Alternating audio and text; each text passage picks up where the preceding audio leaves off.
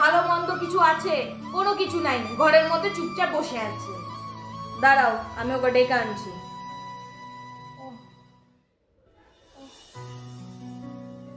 প্রীতি, কি হয়েছে তোমার? জ্বরে তো গা পুড়ে যাচ্ছে। হ্যাঁ গো, সকাল থেকে প্রচন্ড জ্বর। বিছানা থেকে উঠতে পারছি না। মা, কি হয়েছে কি বল? ওর যে জ্বরে গা পুড়ে যাচ্ছে, তুমি তো আমাকে একবারের জন্য বললে না। আমি কি করে জানবো তোর বউয়ের জ্বর? তো তোর বউ কি গিয়ে আমাকে বলে এসেছে মা আমার জ্বর এসেছে?